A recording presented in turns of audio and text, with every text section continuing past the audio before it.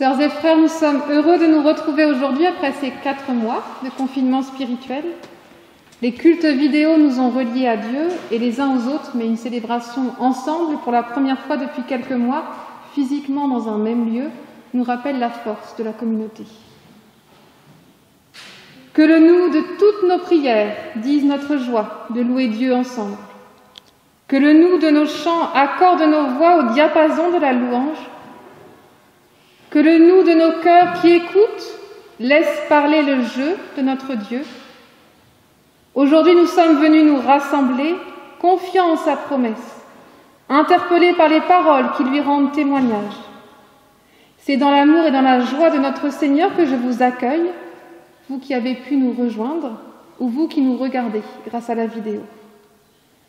Que Dieu qui est Père, Fils et Saint-Esprit vous accueille par sa grâce et vous donne sa paix. Amen. Alors nous pouvons nous servir des cantiques pour des raisons d'hygiène, mais vous avez tous les chants sur votre feuille que vous avez reçus au tout début du culte. Pour ceux en vidéo, ils l'auront aussi sur le site internet de la paroisse. Et alors, je garde un peu le masque par solidarité avec vous, puisque j'ai des gens masqués devant moi, alors pour vous dire qu'on est tous dans la même galère du masque. Est-ce que vous m'entendez bien quand même? Voilà, donc c'est bon. Alors, je vais vous inviter d'abord à louer notre Dieu avec les paroles proposées par le DEFAP, c'est le service protestant de mission des églises protestantes françaises. Il n'y a plus de Christ visible, il n'y a plus de Christ à toucher. Les seules traces à voir et à toucher sont les vivants de chaque temps, qui suscitent une terre où les lépreux et les exclus ont leur place, où la haine ne régit pas les relations, où la bienveillance l'emporte sur le mépris, où le respect empêche la violence, où l'accueil écarte le repli sur soi. Amis, c'est vous qui attestez la vitalité du ressuscité. Amen. Alors je vous invite à chanter, masqués, les mains ouvertes devant toi, mais les mains on peut les ouvrir.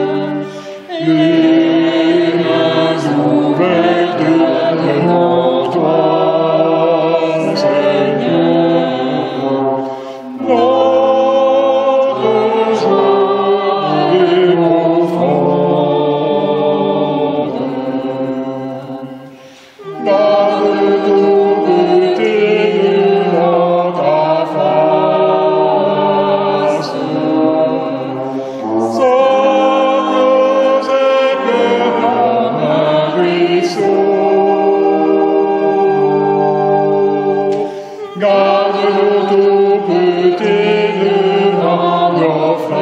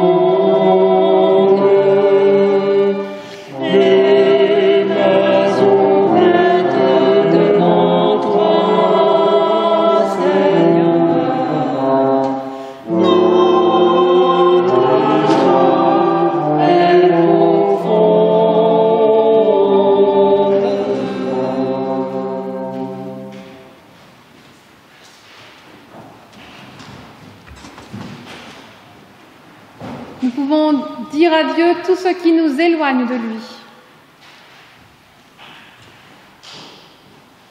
Seigneur, nous voulons te dire tout ce qui nous fait mal et nous oppresse. Toutes ces réalités que nous traînons comme des fardeaux et qui sans cesse nous éloignent de toi et des autres. Nous voulons bien parce que nous savons que tu n'en profiteras pas pour nous humilier ou nous attrister. Tu es le berger qui part à la recherche de la brebis qui au loin t'appelle dans le désert.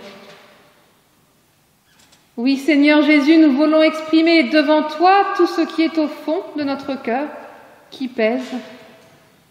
Trouver des mots pour te dire nos défaillances et nos regrets, nos amertumes et nos violences. Parce que nous croyons à la force et à la tranquillité de l'aveu. Nous ne voulons ni enfuir ni cacher, mais seulement te dire, comme on dit un secret, seulement te remettre notre vie telle qu'elle est. Amen.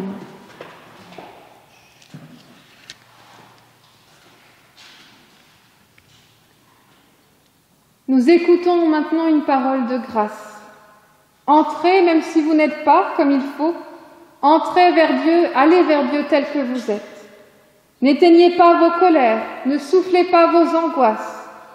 Dieu est celui qui prend la part du fardeau, qui se glisse sous nos accablements, qui brûle au feu de nos révoltes. Dieu nous sait, parfois loin de lui, tourmentés, culpabilisés, troublés, mais c'est bien tel que nous sommes qu'il nous aime. Tel que nous sommes, et il veut vivre avec nous pour que nous osions lui laisser nos troubles, nos culpabilités, nos tourments. À tout cela, Dieu nous dit « Je vous les pardonne ». Acceptez d'être donc acceptés par Dieu. Et je vous invite à chanter de nouveau notre reconnaissance avec ta volonté, Seigneur mon Dieu.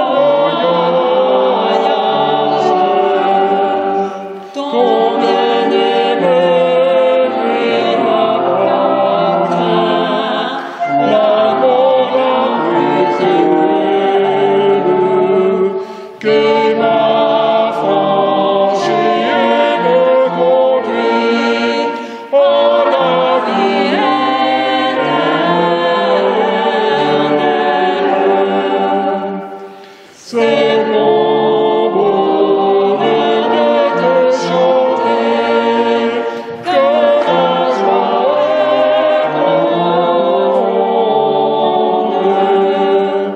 Quand je comprends ta volonté, pour moi et pour le monde.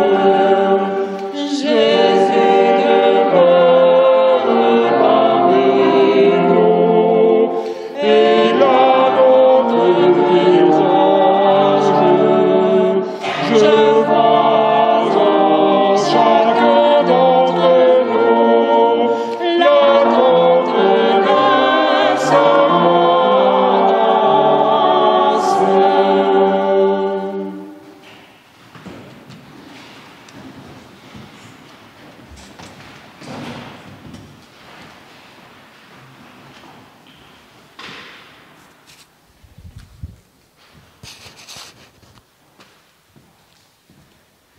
Nous prions avant d'ouvrir les Écritures pour qu'elles deviennent pour nous toujours une parole de vie.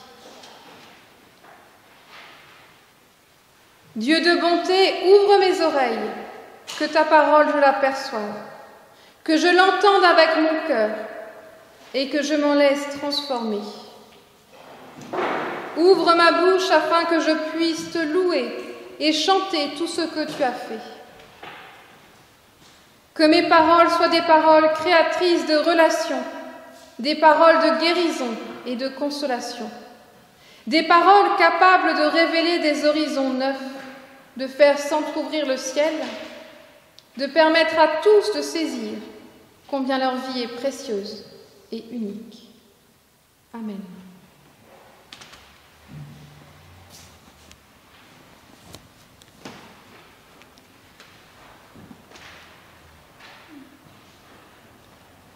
Et la première lecture biblique est dans l'évangile de Luc au chapitre 6, alors les versets 36 à 42. Soyez pleins de bonté comme votre Père est plein de bonté. Ne jugez pas les autres et Dieu ne vous jugera pas. Ne condamnez pas les autres et Dieu ne vous condamnera pas. Pardonnez-leur et Dieu vous pardonnera. Donnez et Dieu vous donnera. On versera beaucoup de grains dans la grande poche de votre vêtement. Les grains seront bien secoués, serrés, ils déborderont. En effet, Dieu vous donnera comme vous donnez aux autres. Jésus utilise aussi pour eux cette comparaison. Est-ce qu'un aveugle peut conduire un autre aveugle? Non, ils tomberont les deux dans un trou. Le disciple n'est pas plus savant que son maître, mais tous les disciples bien formés seront comme leur maître. Tu regardes le bout de paille dans l'œil de ton frère, mais le tronc d'arbre qui est dans ton œil à toi, tu ne le remarques pas. Pourquoi donc? Et comment peux-tu dire à ton frère, mon frère, laisse-moi enlever le bout de paille qui est dans ton œil? Et toi, tu ne vois même pas le tronc d'arbre qui est dans le tien. Homme faux, enlève d'abord le tronc d'arbre qui est dans ton œil, ensuite tu verras assez clair pour enlever le bout de paille dans l'œil de ton frère.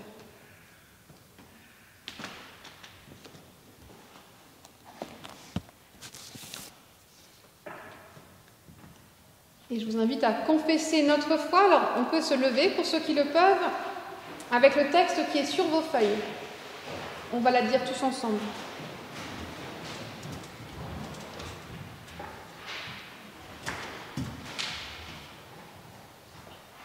En dépit du désespoir, espérer. En dépit de la haine, aimer. En dépit de l'infidélité, faire confiance.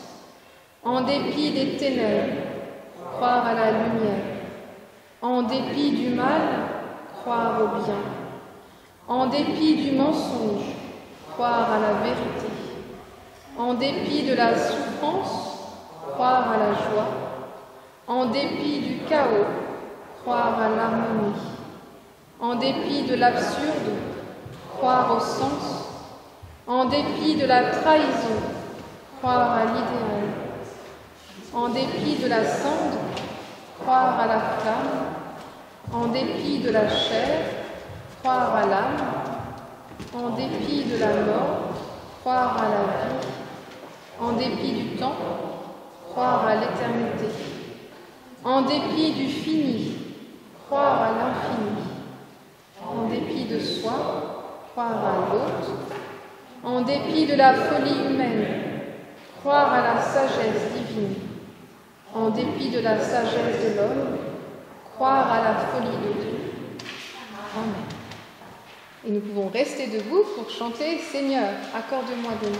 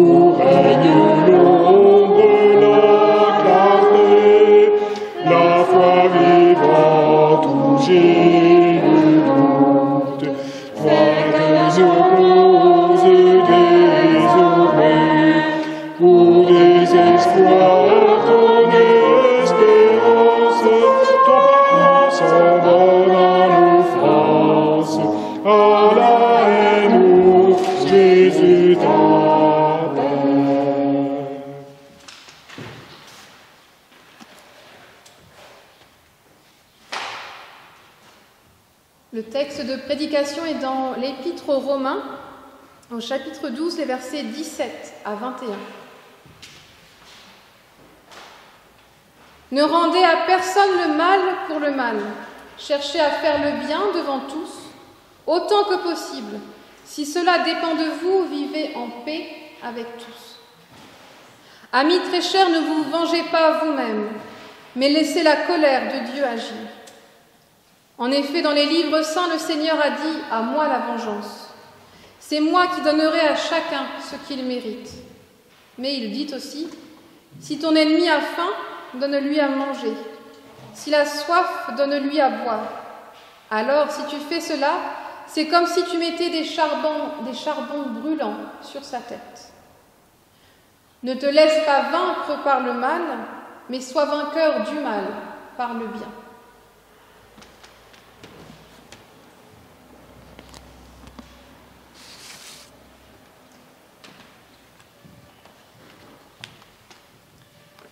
Sœurs et frères, durant le confinement, j'ai lu avec beaucoup d'attention l'ouvrage de Lita Bassé, « Faire face à la perversion ». Comme certains peut-être d'entre vous s'en sont aperçus. Certains m'ont même demandé de mes paroissiens si je ne voyais que de la perversion autour de moi, tellement j'en parlais.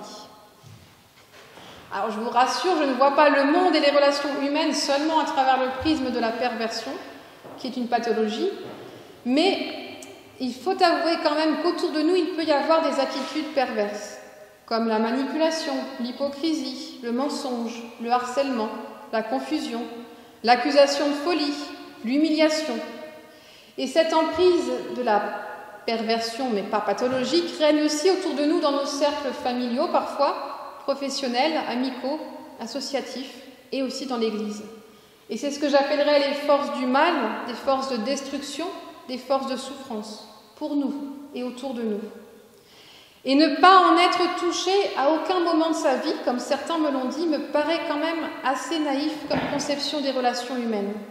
Alors certes, il ne faut pas en voir partout, mais il ne faut pas non plus en voir nulle part. Parce que si le livre de Lita Bassé m'a autant parlé, c'est parce qu'elle nous propose justement ce combat dont nous parle l'apôtre Paul, ce combat pour le bien. Lita Bassé, qui est une théologienne protestante, ne dit pas que c'est facile, mais elle nous donne des armes spirituelles pour vaincre ce mal par le bien, comme le dit l'apôtre, et en sortir vainqueur. Être chrétien, pour certains, à l'extérieur de nos communautés, et souvent ils nous le rappellent quand on refuse une chose, c'est être plein de bonté. Mais être chrétien, ce n'est pas seulement être gentil, être plein de bonté, c'est réagir face à tout ce qui nous agresse par le bien, et ce n'est pas un trait de caractère infusé par le Saint-Esprit, par miracle.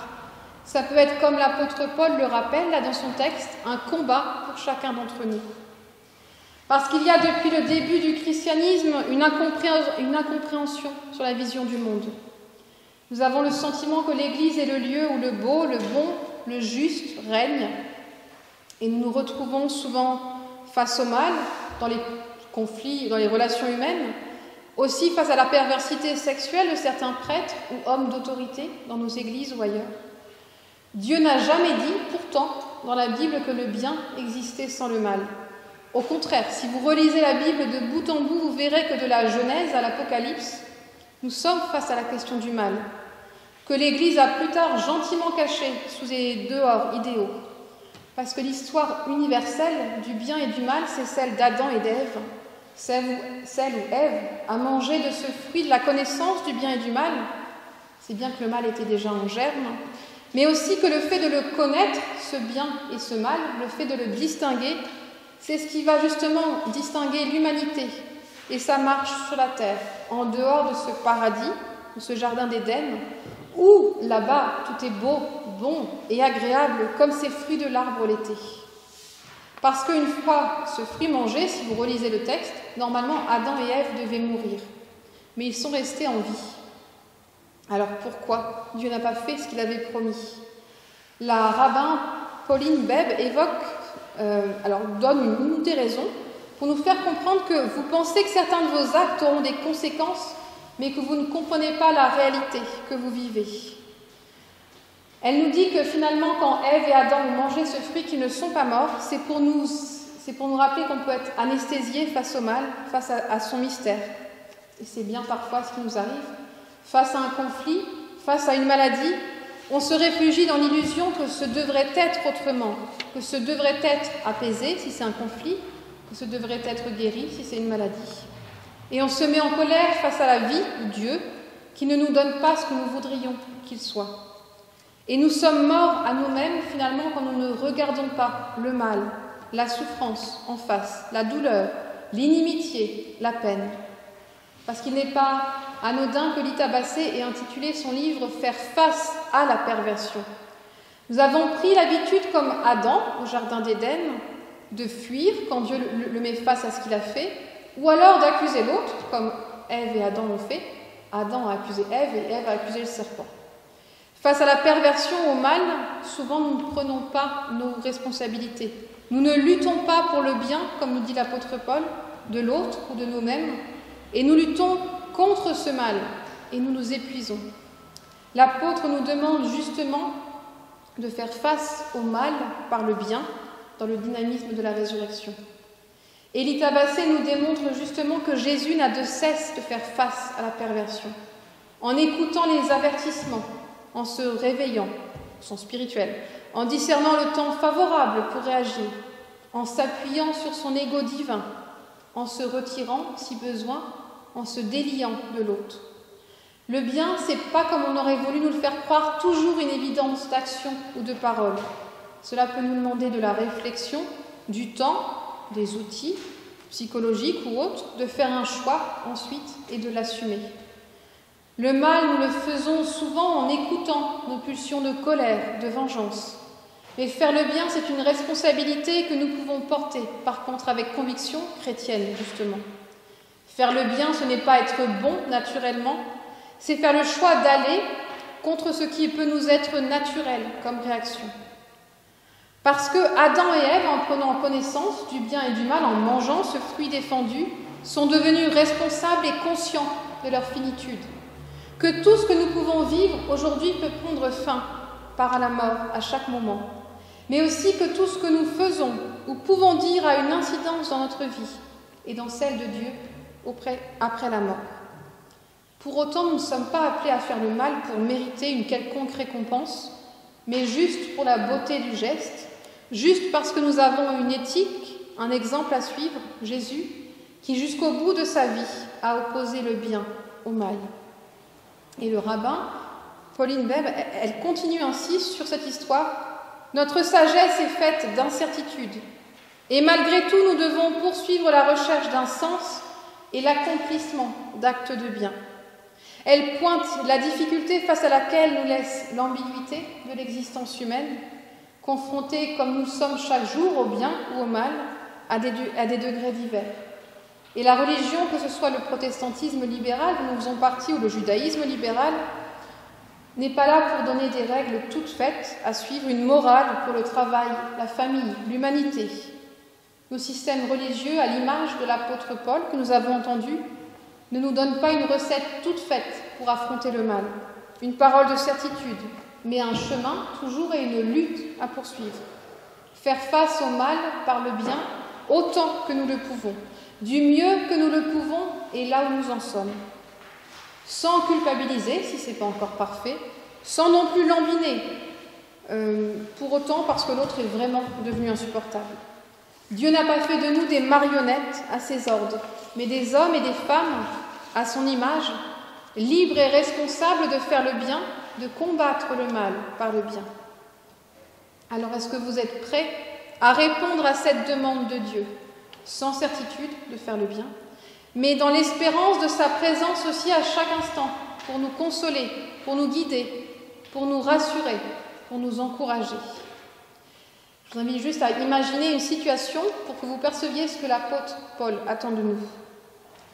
Imaginez qu'un ami vous a déçu, il a partagé avec d'autres ce que vous aviez confié seulement à lui. Vous pouvez être profondément blessé de cette rupture de confiance. Alors qu'allez-vous faire? Est-ce que vous allez laisser les liens se distendre, ou bien éprouver de la rancune, ou bien avoir envie de vous venger de cet affront et lui faire la même chose, ou bien essayer de chercher derrière cette attitude la bonne personne qu'il peut être et ne pas laisser une blessure détruire une longue relation? Alors c'est un exemple parmi d'autres, mais vous voyez bien que nous avons toujours le choix du bien face à tout ce qui peut nous entraîner toujours dans la spirale du mal. Quelle que soit la situation, nous pouvons choisir le bien. Ce qu'en psychologie on appelle parfois la résilience, qui signifie croître en la vie malgré un traumatisme. Cette semaine, je lisais la chronique d'un témoignage d'une personne handicapée suite à une erreur médicale, mais dont on sortait de son livre confiant. Et dans la même semaine, j'ai fait face au discours d'une personne complètement engluée dans un traumatisme aussi suite à une erreur médicale. Mais quand l'une avait choisi d'aller vers la vie, d'avoir un projet, l'autre allait vers des pulsions de colère, de destruction.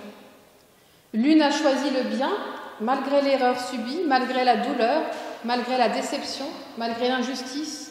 C'est pas miraculeux, mais choisir le bien, c'est aussi choisir sa vie, l'accepter telle qu'elle est, imparfaite, mais toujours possiblement riche de bonheur, de paix, de joie.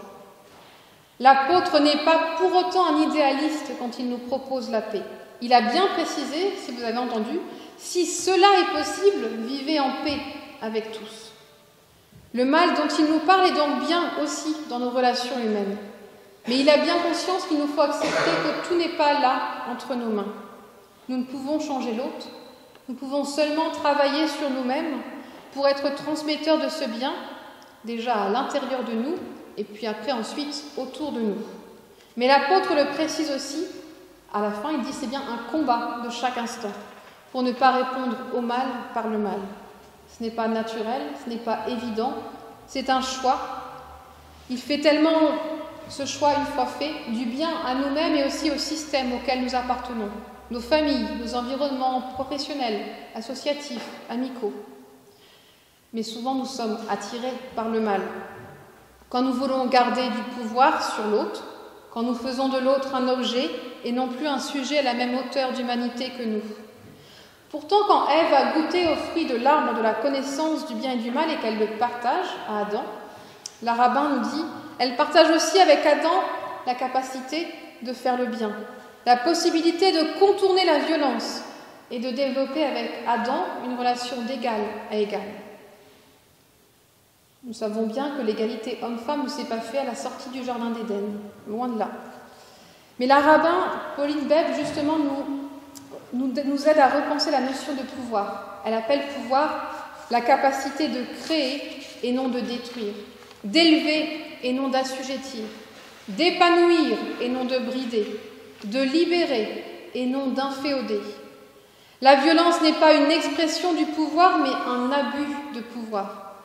La définition du pouvoir n'est plus la force, mais la capacité à réaliser des projets, une capacité transversale pour laquelle chacun est prêt à donner le meilleur de soi-même. Et j'aime bien la dernière phrase, le pouvoir nous est donné par la sagesse, non par l'ancienneté, l'argent ou la naissance. Parce que quand nous répondons au mal par le mal, nous sommes dans la violence, nous mécomprenons la notion de pouvoir et nous voulons être vainqueurs par le mal. Mais quand nous répondons au mal par le bien, contrairement à l'idée communément admise du pouvoir comme étant celui du plus fort, nous reprenons justement le pouvoir. Nous faisons le choix, là, de le créer, de libérer, d'élever. Répondre au mal par le bien n'est pas une faiblesse, comme on a pu nous le faire croire, c'est plutôt une bonne dose de caractère, de sagesse, d'humanité, de collégialité. Mais c'est un combat que nous devons refaire sans cesse face au mal sous toutes ses forces et sous toutes ses formes. Un combat qui peut paraître épuisant avec nos propres forces, mais qui peut aussi se vivre comme étant donné par le Saint-Esprit, qui peut se vivre dans l'énergie positive de la création, de la libération, et non pas dans l'énergie négative de la vengeance qui nous engloutit et nous culpabilise encore plus. Ce combat, nous pouvons le vivre serein parce que nous savons que celui qui est plus grand que nous, qui est au-dessus de nous, notre Dieu, nous réunit tous au-delà de nos divergences humaines. Nous savons que l'autre que nous avons blessé, ou que celui qui nous a blessés, est autant que nous, enfants de Dieu, et que cela devrait changer notre regard sur lui.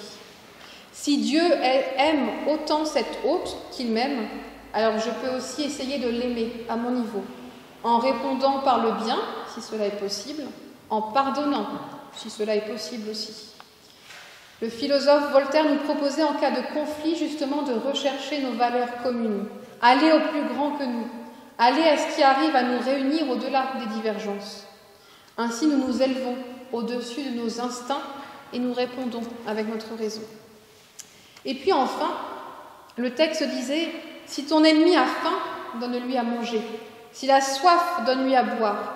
Car en agissant ainsi, ce sera comme si tu amassais des charbons ardents sur sa tête. » Les charbons ardents sur la tête peuvent être compris différemment, mais vous noterez qu'ils élèvent notre regard en partageant un besoin vital avec l'autre, en nous le rappelant, en mangeant et buvant ensemble.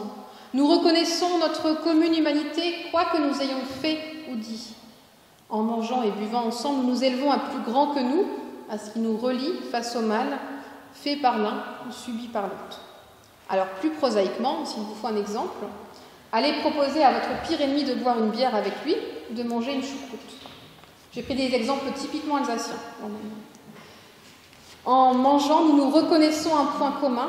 En mangeant ensemble, nous posons les bases pour une communication peut-être nouvelle ou pas, à chacun de voir. En tout cas, proposer ce temps de rencontre, c'est déjà répondre au bien face au mal, quoi qu'il se passe ensuite dans la discussion. C'est une première étape bénéfique.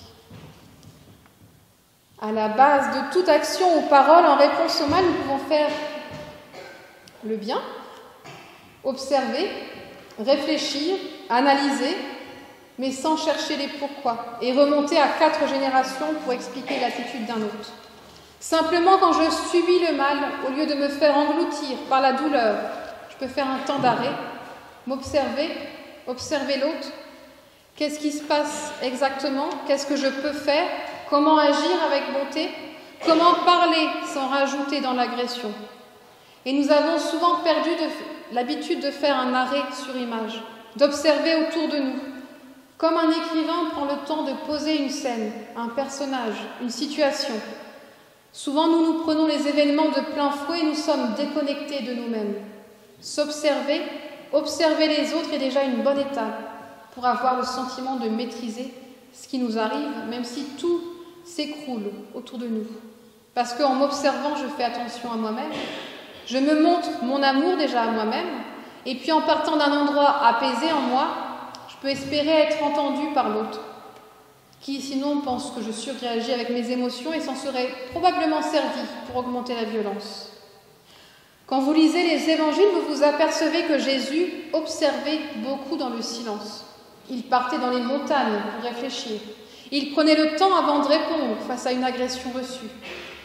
Pour autant, il savait s'émouvoir pour un malade, une guérison, mais pas face à ses détracteurs. Face aux pharisiens, il ne leur laissait pas ce pouvoir. Il prenait Jésus le pouvoir de créer, de libérer, et il était porté par ce pouvoir, par ce bien.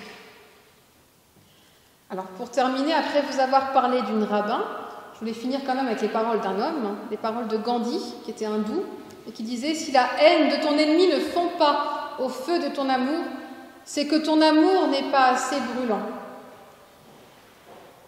La valeur de l'amour, du bien, en réponse au mal est commune à plusieurs grandes religions, car notre Dieu à tous est amour.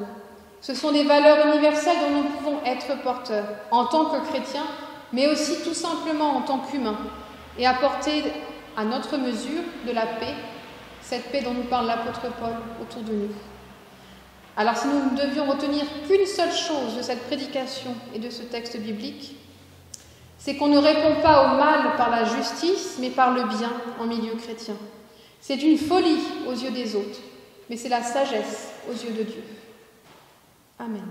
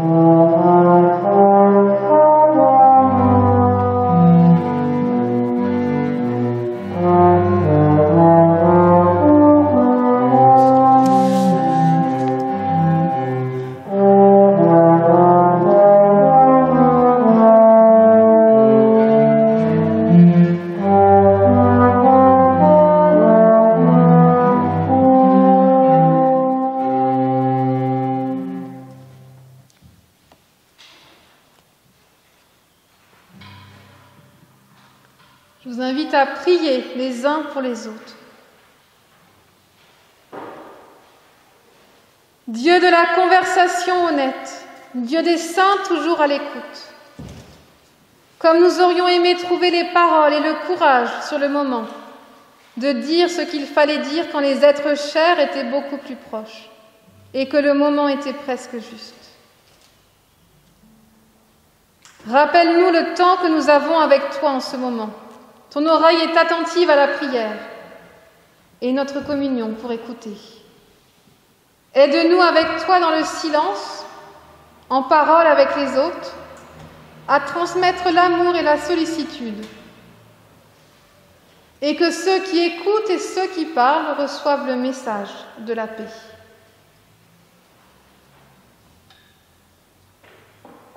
Dieu du souffle coupé, Dieu de la pause accueillie. Tant de choses se sont passées si vite que nous pouvons perdre le sens du temps. Alors que nous continuons à avancer, à nous préparer à l'inconnu à venir, nous sommes reconnaissants pour la fidélité que vous promettez. La force pour aujourd'hui, l'espoir lumineux pour demain que nous trouvons le matin. Donnez-nous cette chanson. Faites-nous la fredonner par cœur. Puissions-nous partager les nouvelles grâces que nous voyons. Dieu dont le visage n'est jamais vu, Dieu dont l'image ne sera pas faite. Vous saviez même avant que nous fondions de l'or pour adorer une bête, que nous serions prompts à mettre notre visage, notre peau, notre accent, notre culture sur un trône et à lui donner votre nom. Sauvez-nous de cette idole que nous voulons. Rappelez-nous que vous n'êtes pas la meilleure version de nous, de sorte que nous pourrions nous classer à la 2e place. Seigneur, montrez-nous encore qu'être divin, c'est renoncer au pouvoir du plus fort, se vider de son amour. Puissions-nous vous retrouver vivants dans la communauté, plutôt que sans vie dans notre réflexion. Et je vous invite à prendre un court temps de silence pour évoquer les familles des disparus de ces derniers mois de confinement et pour toutes celles et ceux pour qui nous voulons prier.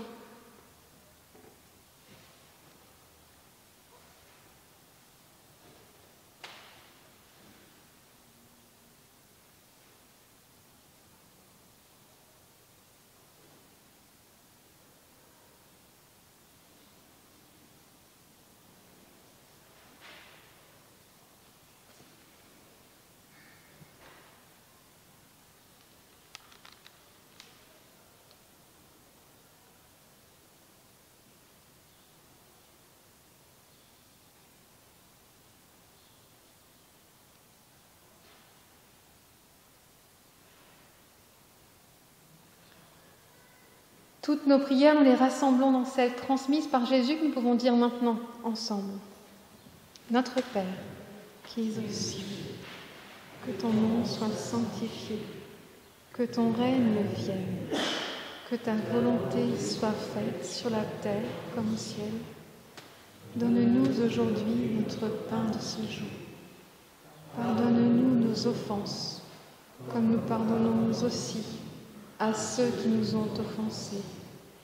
Et ne nous laisse pas entrer en tentation, mais délivre-nous du mal. Car c'est à toi qu'appartiennent le règne, la puissance et la gloire, pour les siècles des siècles. Amen. Et je vous invite à vous lever pour chanter « Toi, lève-toi », justement les 4 strophes.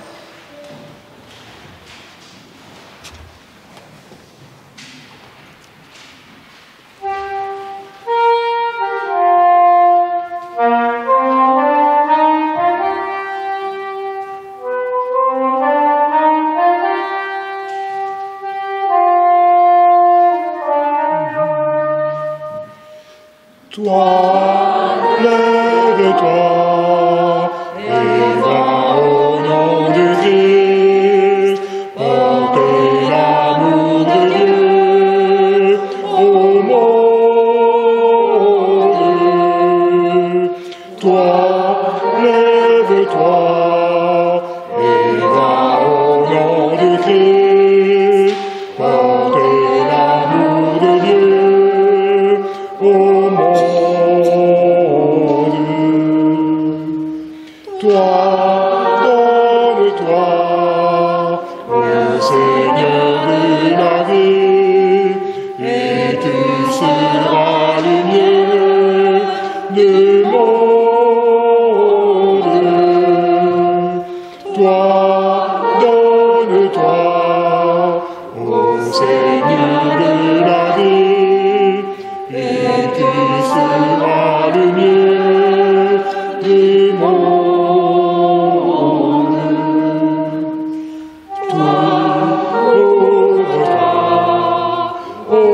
souffle de l'Esprit, lumière et renouveau du monde. Toi, ouvre-toi au souffle de l'Esprit, lumière et renouveau du monde. Toi, lève-toi, joyeux va témoigner que Jésus est Seigneur du monde. Toi, lève-toi, joyeux va témoigner que Jésus est Seigneur du monde.